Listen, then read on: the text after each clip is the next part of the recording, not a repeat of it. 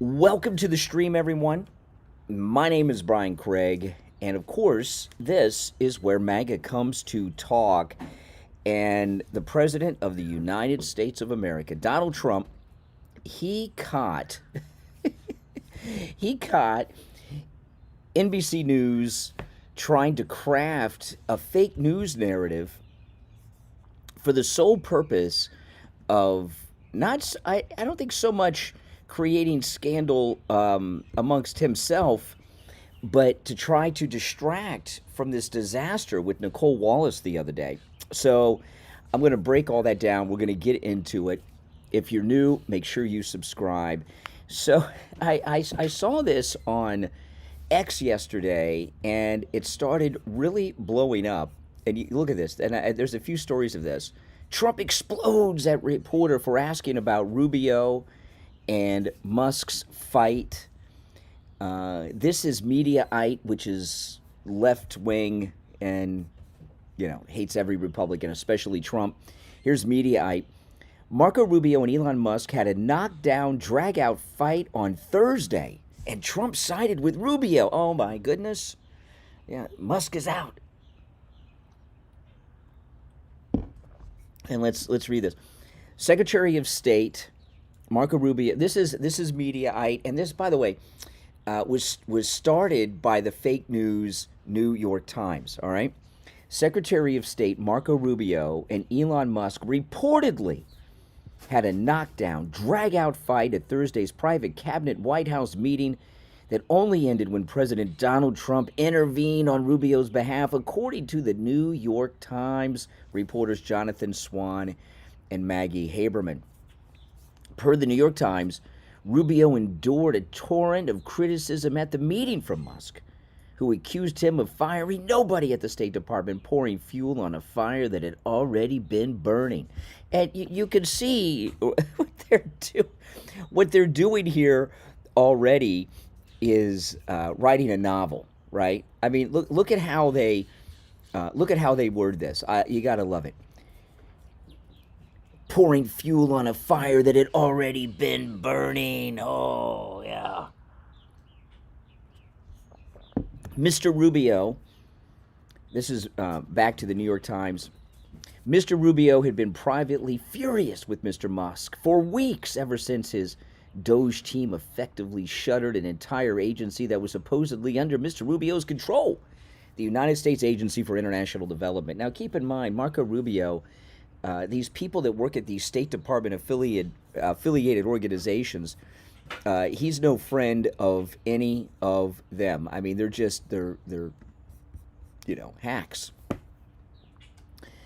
But in the New York Times here, but in the extraordinary cabinet meeting in front of the president and around 20 others, details of which have been reported before, Mr. Rubio got his grievances off his chest, wrote Swan and Haberman. Mr. Musk was not being truthful, Mr. Rubio said. So Rubio got, "You're a liar, Elon, you're a liar." Come on. What about the more than 1,500 State Department officials who took early retirement and buyouts? Didn't they count as layoffs, he asked, sarcastically, whether Mr. Musk wanted him to rehire all those people just so he could make a show of firing them again. Then he laid out his detailed plans for reorganizing the State Department. Mr. Musk, this is New York Times again, all the fake news and drama that is fit to print. I love this drama. Mr. Musk was unimpressed. He told Mr. Rubio he was good on TV, with the clear subtext being that he wasn't good for much else. Oh, my goodness. Elon said that to Rubio. Throughout all of this, the president sat back in his chair, arms folded as if he were watching a tennis match. You can tell this is a novel. After the argument dragged on for an uncomfortable time, Mr. Trump finally intervened to defend Mr. Rubio as doing a great job. Mr. Rubio has a lot to deal with, the president said. He is very busy. He is always traveling and on TV. And he has an agency to run. So everyone just needs to work together. The New York Times story comes one day after. This is Mediaite now. The New York Times story comes one day after Politico reported that Trump told top members of his administration that Elon Musk was empowered to make recommendations to the departments, but not to issue unilateral decisions on staffing and policy during the meeting. In a post on Truth Social, Trump provided a summary of the meeting. And this is what Trump posted the truth. Doge has been an incredible success, and now that we have my cabinet in place, I have instructed the secretaries and leadership to work with Doge on cost-cutting measures and staffing, as the secretaries learn about and understand the people working for the various departments. They can be very precise as to who will remain and will go on. We say the scalpel rather than the hatchet. The combination of them, Elon, Doge, and other great people, will be able to do things at a historic level. That's Trump's description of what happened. Then, yeah, I know, this is, just insane. This is what they used to do before Trump labeled them fake news. They used to be able to pull this crap all of the time. So this is the Daily Mail inside Trump's explosive cabinet meeting where he spectacularly snubbed Elon Musk. Gee whiz. Bombshell reporting details the explosive clash in the Oval Office between Elon Musk and Secretary of State Marco Rubio as President Trump looked on. Now, do you see what happened here? One of them, I'm not sure by this confusing writing if it was the New York Times or Politico. Now, Politico's pissed off at Elon Musk. You got to understand, because they were getting millions of dollars a year from USAID that Elon exposed and shut down. So Politico's got a grudge. I'm shocked that they're even still reporting. And who inside the White House would be leaking jack shit to Politico after all this? I mean, if it's, it's obviously an attempt to discredit Elon and cause division inside the ranks. But this is the, and they're just plagiarizing each other. Either the New York Times or Politico, I think it was Politico, first made up this story, and then the New York Times wrote the novelization version that I shared, right? And they're just copying and pasting and doing a little rewrite in ChatGPT or something. This is the Daily Mail. Bombshell reporting details the explosive clash in the Oval Office between Elon Musk and Secretary of State Marco Rubio as President Trump looked on. Now, I've seen Rubio in a lot of these meetings. He just kind of sits there. He doesn't talk too much. Seated around the table, the world's richest man reportedly berated Rubio, according to the New York Times, which had juicy new details on the gathering Thursday. Seated diagonally across the table, Musk accused the Secretary of State of failing to cut his staff. You failed, Marco. Does anyone believe this crap? That Elon got up. You failed, Marco Rubio. Give me a break. As the New York Times put it, the tech billionaire slammed Rubio for not firing anyone and then scornfully added, see what I mean? Back to the novelization, scornfully added, perhaps the only person he had fired was a Doge staff member. But Rubio did not sit back in the meeting and just take it, instead accusing Musk of not being truthful. You're a liar, Elon. You're a liar. And Trump's just sitting there. Give me a break. This isn't even credible. The top cabinet member asked whether the 1,500 State Department officials who took early retirement buyouts counted as layoffs, and sarcastically questioned if Musk wanted him to rehire them so he could fire them again, the New York Times reported. Apparently, the argument dragged on for an uncomfortable time. Musk told Rubio he was good. You're good on TV, Musk, but not much else. Give me a break. What a bunch of bullshit. Through it all, Trump sat in his chair, his arms crossed, watching the fight play out. Finally, the 78-year-old intervened. He defended Rubio for doing a great job and pointed out he was very busy traveling and on TV and had an agency to run. The New York Times described the meeting as a potential turning point after Trump's whirlwind first few weeks of his second term.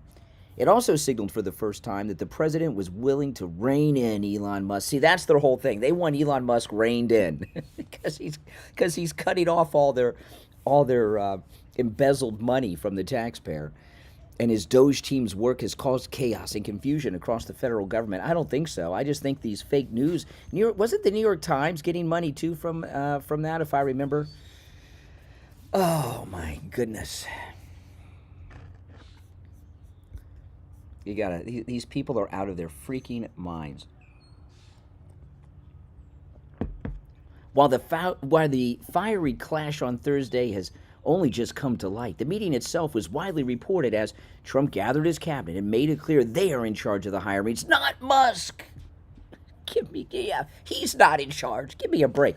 Elon flew on Marine One and is at Mar-a-Lago with his mother and the president. They flew on Air Force One with the president yesterday. He told his top officials they need to use a scalpel for the workforce cuts. I don't want to see a big cut where a lot of people are cut, Trump said. Elon and the group are going to be watching them, and if they can cut, it's better. And if they don't cut, then Elon will do the cutting. Even before Musk clashed with Rubio, he also got into it with Transportation Secretary Sean Duffy. Oh, okay. Now Musk is taking on another member of the cabinet over the state of the FAA's equipment for tracking planes, the New York Times said. Duffy accused Doge of trying to lay off air traffic controllers. He pointed out that there have been multiple plane crashes and questioned Musk's team wanting him to fire air traffic controllers. Musk claimed Duffy's was lying, to which the Transportation Secretary insisted it was not, and that he had heard from them directly. Musk responded by demanding names. Give me names, Sean Duffy. See, this, part of it that shows that even to a Democrat, okay, that, hates Trump and all this stuff, can even see what I'm about to share. If you notice, the tone is that Elon Musk took control of the cabinet meeting, and Trump's just sitting there like Gene Hackman with advanced Alzheimer's and just letting this guy take over. This fits into their false narrative of President Musk, right, that they're trying to push. All right, where are we here? I lost my place. The White House gathering came one day after Musk met with both House and Senate Republicans. Doge has been the target of multiple lawsuits, blah, blah, blah. Okay. So yesterday, President Trump. Now, before I play what the president said, you guys in the chat rooms, how would you describe what they're saying here? How would you describe these articles? I mean, I say complete bullshit.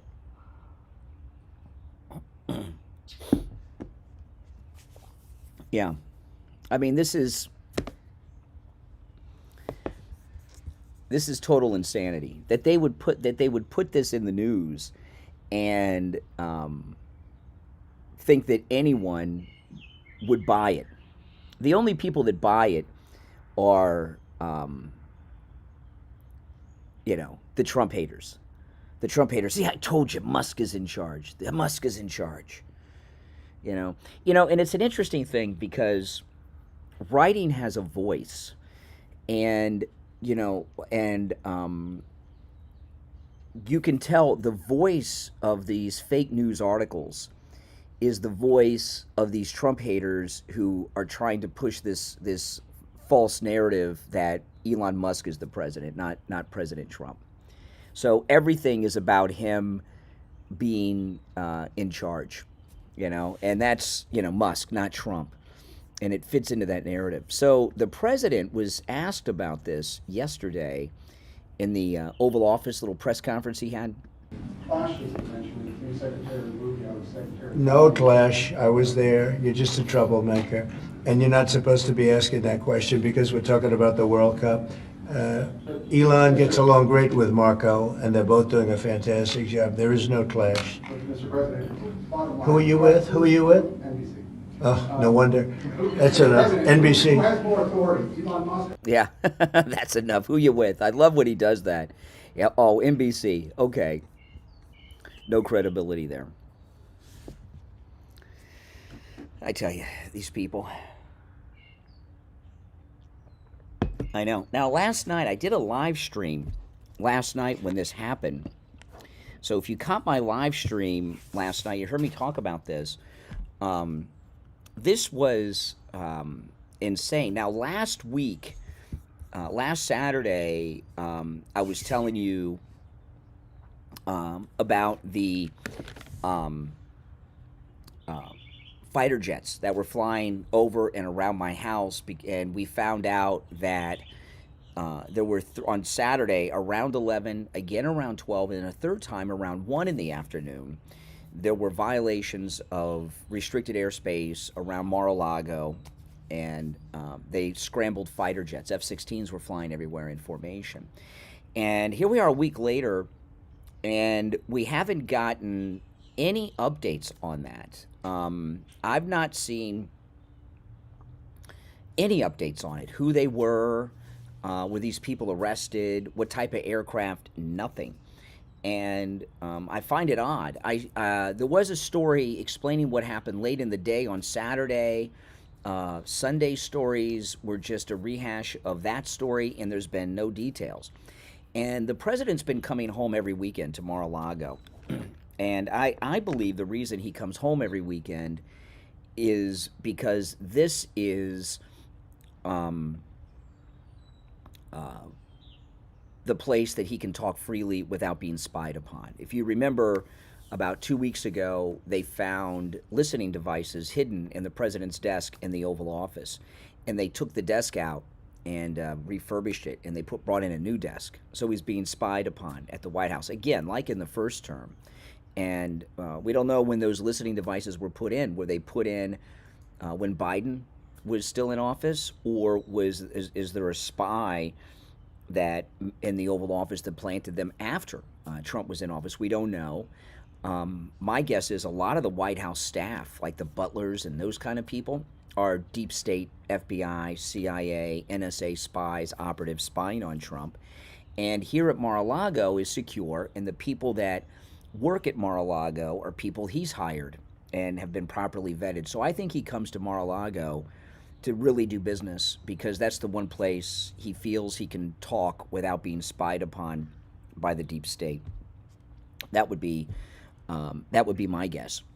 So he comes home every weekend. So last Saturday, we had that violation of the airspace 3 times, an hour apart. That doesn't sound like an accident to me. That sounds like a test of the security. They scrambled F-16 fighter jets. So the president was scheduled to land yesterday around 7:35-ish.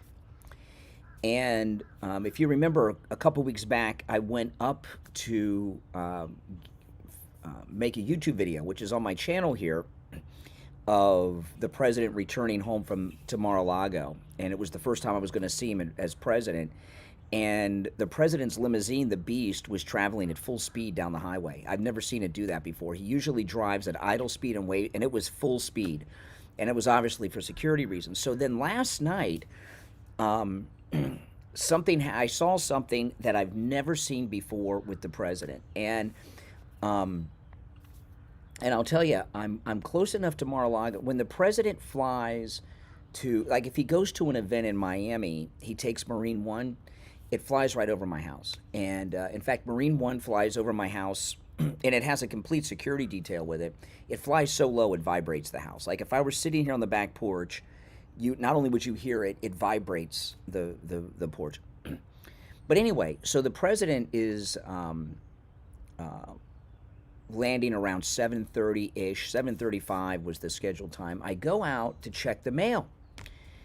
There were, and I did see, I did a live stream earlier, late in the afternoon, about Gene Hackman. And when I was doing that live stream, a military helicopter flew over my house and was heading towards the airport. And I couldn't tell if it was Air Force or Army. I'm guessing it's Air Force because the direction it came from was from the Air Force base, and it was going directly to the airport. It was about 3 hours before the president was supposed to land there on Air Force One. So this was around 7:30, between 7:30 and 8. I don't remember exactly what time this was. I did a live stream about it last night. I go out to check the mail. There is, I counted about 10 circling very wide area helicopters in a formation. It was dark out, so I couldn't I could see the lights on the helicopters, but I couldn't see them because it was dark, what type of helicopters they were. But they were, it was a net. They were in a large formation. They went all the way east over the ocean, all the way west towards the Florida Everglades, and they were also way south. And I counted at least 10. They were in a formation. They looked as if they were flying with like wingmen, like two together, forming this huge net. And they were slowly moving forward from the Florida Everglades to the ocean, north towards Mar-a-Lago and the airport. I have never seen that type of security for him. He comes every weekend. I've never seen them do that before. It was the first time I've seen it. And my guess is it has something to do with what happened last week that they haven't given us any detail. It was the heaviest security. That's why, you guys, if you remember in the first term, I used to go up to Mar-a-Lago all the time. I would live stream and things like that. That area that I used to go and live stream, remember, you've seen me make vlogs and live stream along the water on the intercoastal, right in the backyard of Mar-a-Lago. You've seen me do that many times. You can't go there now. That's a public park with public parking. It's all closed down. The streets are closed down. They have checkpoints, but they didn't have that in the first term. But this thing with the helicopters last night, I couldn't believe it. I really could not believe it. So the security around the president is at a level that it's never been before. It is very high, very, very high. I mean, I'm glad they're protecting him, but it really shows you what he's going through. And my guess is it's Iran that's behind this stuff. Wouldn't you agree with that or not? What would be your guess? But it's not. I mean, I just feel so bad for him that he's got to go through this. By the way, if you're new to my channel, my name's Brian.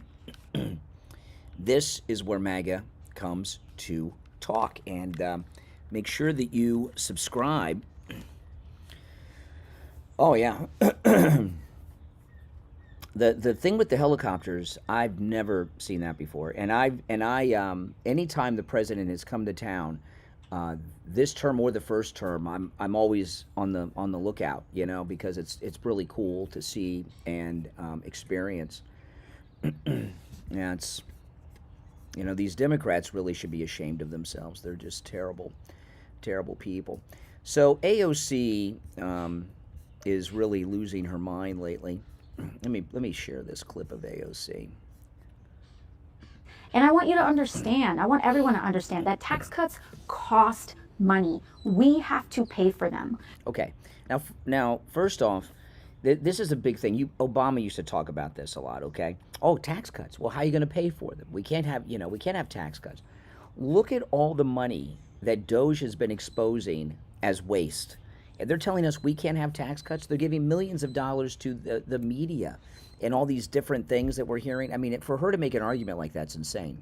And I want you to understand, I want everyone to understand that tax cuts cost money. We have to pay for them. So every dollar that you spend in federal taxes is going to pay for some rich person's G-Wagon. G-Wagon. Okay, now keep in mind, she's a multimillionaires now. Okay, so she's one of those millionaires. She does, she still wants to claim that she's some democratic socialist, but she's a multi-millionaires now. Going to pay for some rich person's G-Wagon, and it's also going to cut in 8-year-old kids with autism's ability to access Medicaid. That's what they're putting on the table. That's what they're trying to make worse. And frankly, I don't care what party you are, we cannot stand for this. Okay, now, Rush used to talk all the time about the Democrats and how they operate. He says the Democrats, they have that old playbook, that old worn-out playbook, and they always bring out talking points and make moves from that old worn-out playbook. The idea that, because the tax cuts are coming now, the tax cuts haven't been done yet. The no taxes on tips, the no taxes on Social Security, You know, and of course making the Trump tax cuts permanent, you know, and which are great. And they're anticipating opposing the tax cuts. So they've got these old talking points that they used back in the 70s, 80s, and 90s against tax cuts. So now tax cuts are bad, right? But so they want higher taxes. But taxes on Canada, taxes on Mexico, the EU, that's bad. So what AOC is doing is she's an advocate to keep low taxes on Canada and Canadians, keep low taxes on Mexico and Mexicans, low taxes on Europe and Europeans, low taxes on China. But Americans, we have to pay higher taxes. You know, it makes plus all the waste that's being exposed by Doge. You know, I mean, of course we can pay for these tax cuts because look at all the money the government's wasting. You know, it's something else. I mean, these people they don't hear themselves because, you know, Trump derangement syndrome is hate, and of all the emotions, hate is the worst. It clouds your mind like drugs, like alcohol, like you're intoxicated, like you're high, and you don't see things clearly. And they don't even hear themselves. Why don't we pay for the tax cuts with the raising the import taxes on from Canada? But it shows they have no leader, and they have no leader. So they don't have any updated talking points. And that, you know, this is what I, you know, when I was talking the last couple days about the mistake that Charlie Kirk made going on Gavin Newsom's podcast. Gavin Newsom is trying to position himself as a reasonable, rational, moderate Democrat, and he's making a move to take over leadership of the Democrat Party. And I know you and I, you know, we're MAGA people. We're not going to fall for that line of garbage. But a lot of Democrats very well may. Oh, man. And, you know, another thing about AOC, she's a millionairess now, right? I bet you she takes all those Trump tax cuts that she's against. I bet you she takes every single one of those Trump tax cuts to keep as many of her millions as possible. And Elon Musk, she thinks, is a Nazi. How many times have you seen her bragging about her Tesla? So she's driving a Nazi's car? Oh, my goodness. Now, President Trump, he's done something amazing, and I'm surprised people are not blaming Elon for this in the media, because Trump has so many things going on that they just can't keep up. By the way, if you're new, make sure you subscribe to my channel. My name's Brian. This is where MAGA comes to talk. And if you're already subbed, do me the favor of liking and sharing the video, because that helps too.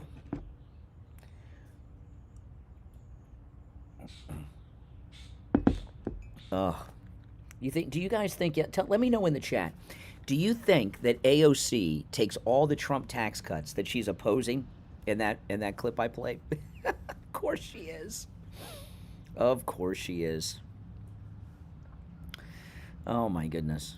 They all take the Trump tax cuts that they say are bad. You gotta love. That'd be the first question I'd ask her. That shouldn't be hard for them to find out, because doesn't she have to do financial disclosures? Now, President Trump's done something pretty amazing here. He's finally the first president to crack down on the racism in South Africa. Donald Trump has suspended all aid to South Africa due to its anti-white racism. For years, white people have been terrorized in South Africa. And not only have they been terrorized, they've been really terrorizing the white farmers in South Africa for years. So what they've done, the black South Africans have brought back apartheid, is what they've done, but it's against whites. And during apartheid, we had an embargo against South Africa. Remember, one of the Lethal Weapon movies was about that. Remember, was it Lethal Weapon 1 or 2? That I think it was Lethal Weapon, the first one. Remember, they had the Cougarans, and the South Africans were the villains, and they couldn't trade the Cougarans in the United States because of the apartheid embargo. And Danny Glover, there was a scene where he went to the South African embassy, and he was going to move to South Africa. It was hilarious. But the blacks of South Africa have brought back apartheid against white people. And Donald Trump not only is cracking down on that, he's also offering refugee status to the white South African farmers who are discriminated against down there. And they can come here and be farmers in Iowa, I guess, and they won't have that problem. But you know, the thing is with the media about this, the left-wing woke media, they think that the white people in South Africa should be terrorized, that they deserve to be terrorized, that black South Africans are entitled to terrorize them. It's really a crazy way that these leftists think, but that's how they think. They're nuts. Oh man, this is great. Is the Trump second term better than the first? Hell yeah, I think it is. It's just a lot of fun. Oh, it's the best. It's the best. Everything is just going so well. Oh man. Now, of course, if you'd like to support my channel, great way to do that is, of course, go to MyPillow.com with my promo code Kane. There's huge deals site-wide. You can use my promo code on all the specials at MyPillow.com, no matter what it says. TV specials, radio specials, whatever the special is, the clearance event. You know, you can use my promo code Kane at checkout, Kane, on all these specials. The War Room specials, Bongino specials, Gallagher specials. You can use my promo code Kane, Kane, at checkout on all these specials. And not only do you save big, look at this, the MyPillow body pillow, just $29.98. What a great deal. Not only this, it's free shipping on all orders, no matter how small they are. No minimum orders. Sheet sets right now, MyPillow sheet sets, $40 off all sizes with my promo code Kane at checkout, and free shipping. I just put my MyPillow sheets in the wash right before I started the stream. So great way to support my program in all my content is to go to MyPillow.com, use my promo code Kane at checkout, and load up. All right, I'd appreciate that. Okay, so I lost my place here. Hold on a second, guys. Lost my place. Where is that story? Oh, yes. Okay. Look at this. This is, how is this even allowed? Look at this. Ex-aide to AOC, this is in Fox News. Former illegal immigrant aide to AOC self-deports to Colombia amid questions about employment. So he's not a former illegal immigrant. He was an illegal immigrant. He was in this country illegally, and he was working for AOC. How can a foreign national who's an illegal alien in this country get a job working for a member of the United States House of Representatives? That seems like a security threat. Look at this. An illegal immigrant who once served as an aide to AOC has reportedly self-deported to Colombia, praising the freedom of movement in the South American nation after working in Congress despite being in the country illegally. Diego de la Vega was born in Ecuador, came to the United States at the age of 7 in 2001 on a visitor's visa that he overstayed. The news raises thorny questions about his employment status for the Queens-based congresswoman. And he said this, "It's bittersweet. I hadn't left the country in 23 years, from age 7 to 30, De La Vega told the Migrant Insider. Oh, my goodness. Now, I can't go back to the U.S. It feels like exile. It's a very permanent move, but my wife and I are confident we made the right decision, and after some time, it's been a real pleasure to be here." I bet he got a free college education, too. "It feels surreal not to be illegalized anymore. I don't have to live in the shadows or constantly worry about paperwork. The freedom of movement is incredibly satisfying." He was working for a member of the House of Representatives, AOC. De La Vega became, it didn't sound like he was living in fear at all. De La Vega became politically active after the failure of the DREAM Act in 2010, when the legislation fell just 5 votes short in the Senate. After working for an immigrant rights group, he served as communications director for Robert Rodriguez, then a member of the New York State Assembly, who currently serves as president and CEO of the New York State Dormitory Authority. In 21, De La Vega was hired by AOC's re-election campaign and eventually became her deputy communications director. AOC told the news outlet, Diego is amazing. We love him.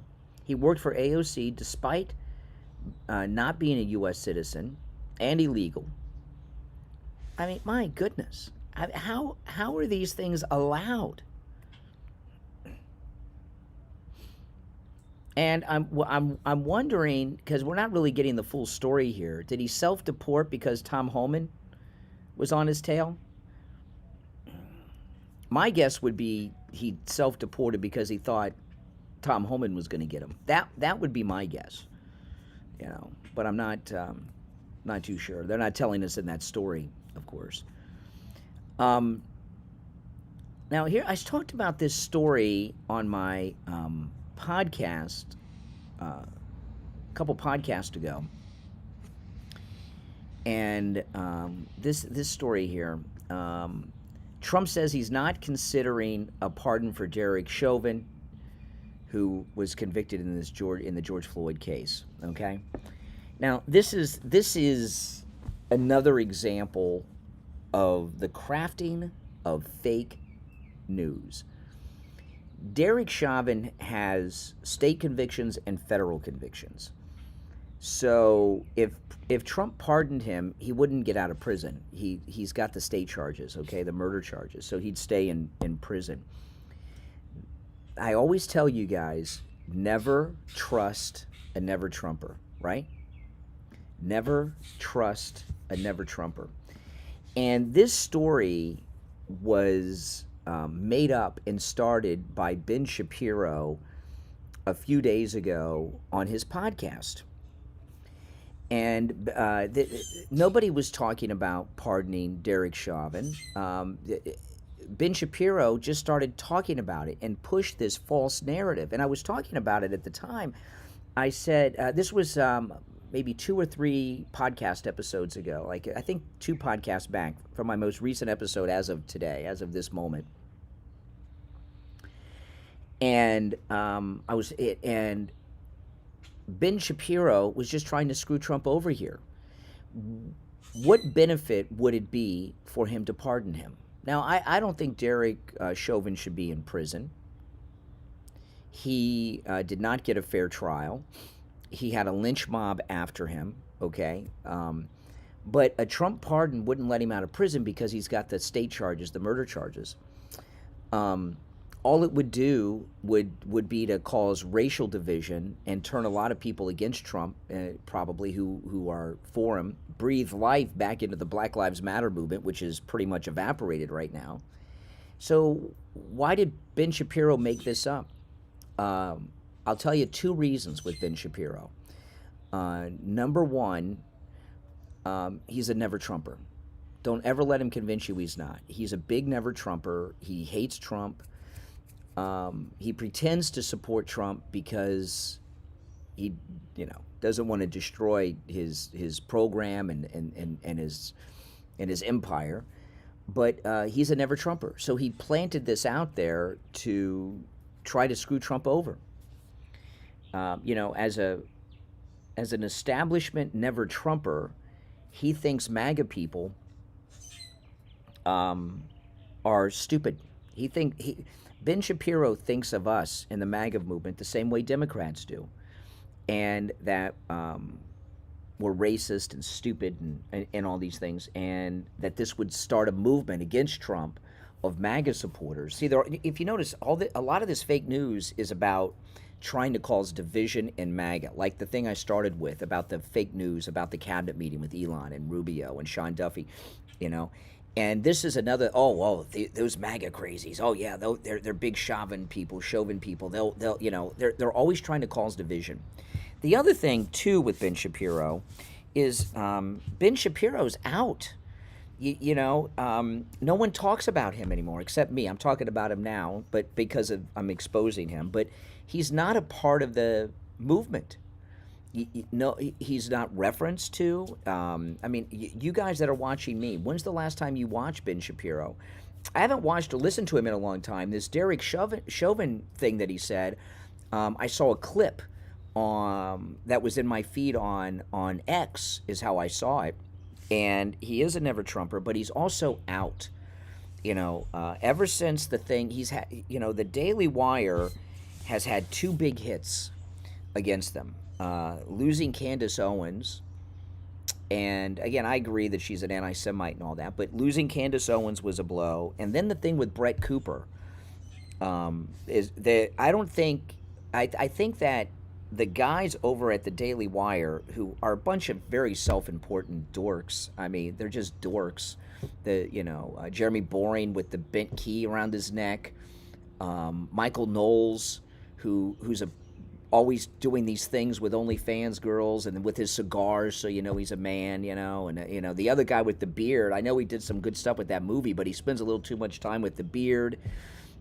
He's the best of the crew. And then the old guy, I don't know anything about him. But they're a collection of dorks. They're not a part of the influence movement anymore.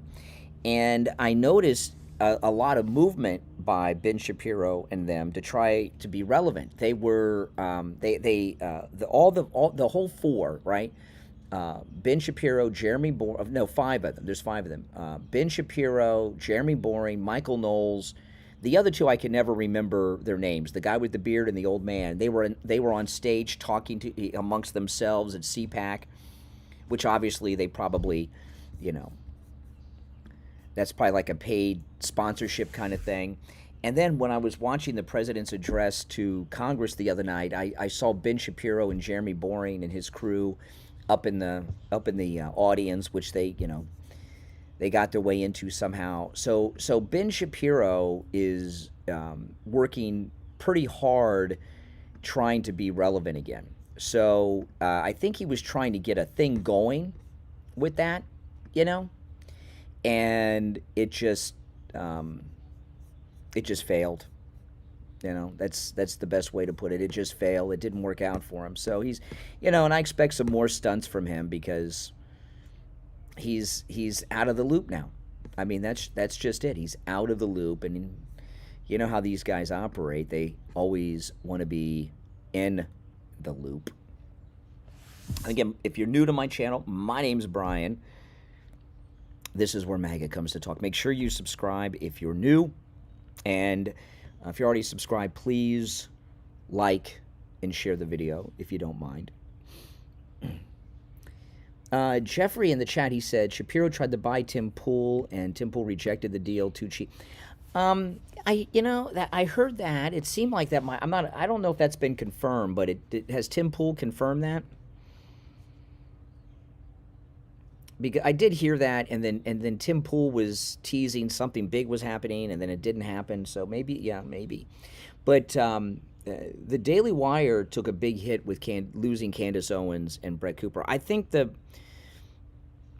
they got rid of Candace because of her anti-Semitism, I'm sure. But I don't think they understood how popular Brett Cooper was.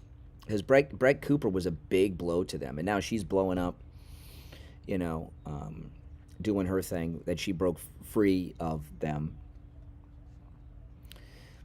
And the Brett Cooper, really, that caught him off guard. And then they tried to plug in that girl who betrayed Brett Cooper, her producer, Reagan, and that just tanked. So they've taken a hit, and they're doing, and Ben Shapiro and the Daily Wire are doing a bunch of things to be relevant again. They're like, I guess, trying to go viral, clout chasing, doing whatever. And it's the thing with that Ben Shapiro started with Derek Chauvin this week was, to me, an act of desperation. That's how I kind of see it. But hey, listen, gotta do what you gotta do. But I'm not going to play this clip because the View, which is so irrelevant. I mean, I'm not playing any clips from the View. But I'll tell you what happened. This was yesterday on the View. Joy Behar said that she would not even donate a kidney to a friend of hers if they voted for Trump. I mean, now think about that. Think about that. What a psychopath.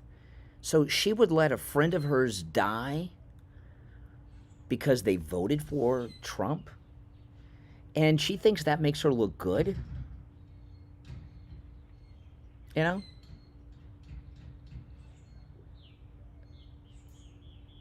I mean, she is a psycho. If I were a friend of hers, I would drop that friendship. But, you know, her friends probably think that does make her a hero. I was very surprised to hear her say something like that. You know, I really was. Because, you know, there's some things that people think, but they don't say out loud because they know what it makes them look like.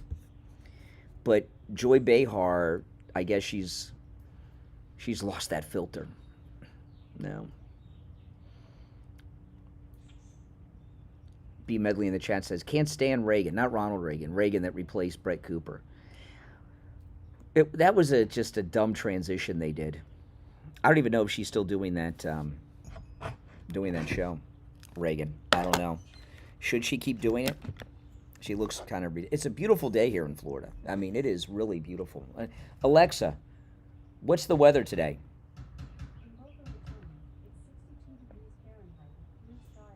Right. All right. Alexa, stop. It's 62 degrees right now, but the high is going to be 86 degrees. Oh, my goodness. I might have to get the MAGA scooter and go for a ride on my Vespa today. High of 86. That sounds like perfect weather. Oh, my. It's beautiful now. There's hardly a cloud in the sky.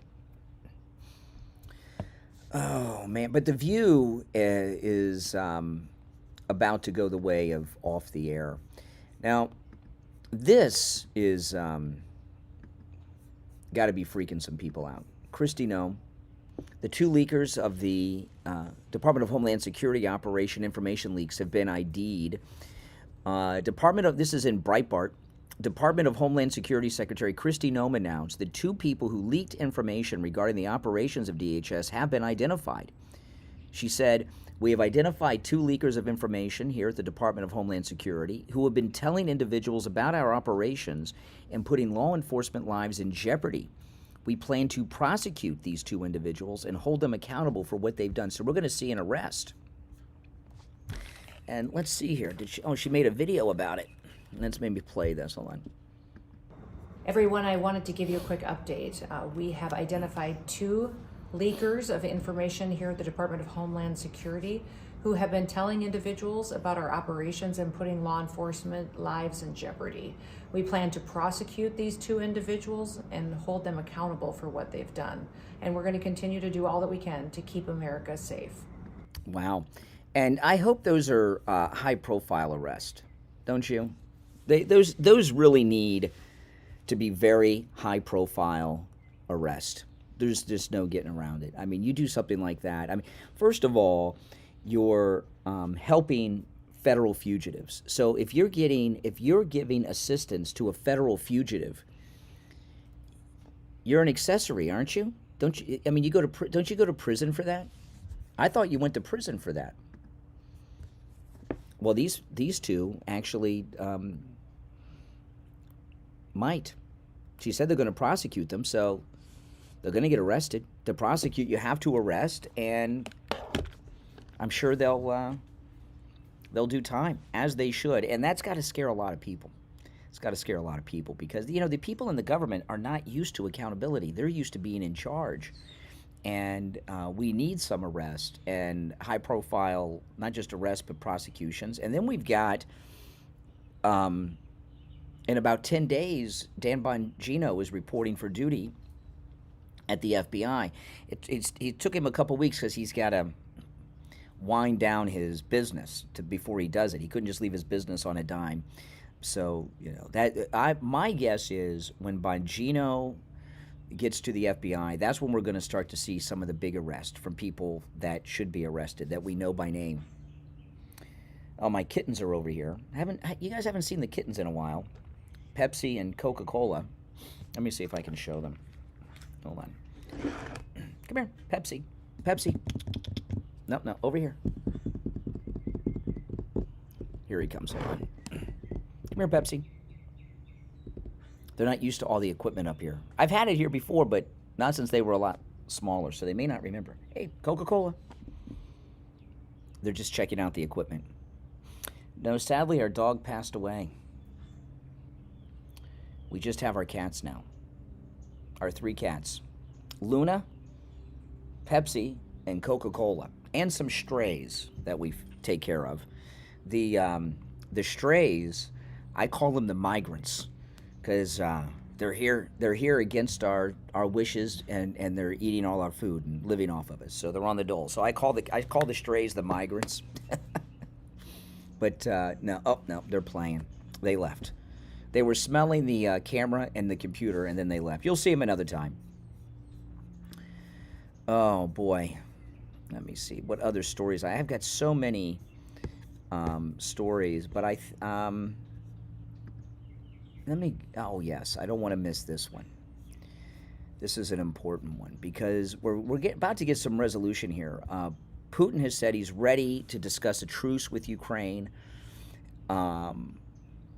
because there are, while we have sanctions on Russia, they're not hardcore. And Trump told Putin that there's going to be bigger sanctions than we already have if he doesn't back off. And if you watch the president, this is a very important thing happened yesterday involving Ukraine and Russia and Trump and everything that's going on. The president in one of the Oval Office events yesterday, he said, was it yesterday or the day before? I think it was yesterday. He said, and I did not know this, that there's been a massive increase in bombing by Russia on Ukraine. And the media, they don't show it to you. The reason they don't show it to you is I believe, because if people saw how much death and destruction was taking place, it would cause people to say, hey, Zelensky, what are you doing? But Russia has really, according to the president, been doing a massive bombing over the last few days into Ukraine, devastating, large scale. And Trump said they're trying to bomb Zelensky into submission so he'll talk peace and end the war. And I want you to know that if Zelensky would not have acted like such a jerk 8 days ago in the Oval Office with the president, Marco Rubio, and the vice president, there'd be a ceasefire going on right now. All these people that have died in Ukraine from this Russian bombing are dead because of Zelensky last Friday and these Democrats that got him all worked up before that meeting. This bombing campaign and the deaths that happened this week would not have happened if Zelensky would have done what he said he was going to do and signed the mineral deal, and there'd be a ceasefire by now. It's really a shame. Really a shame.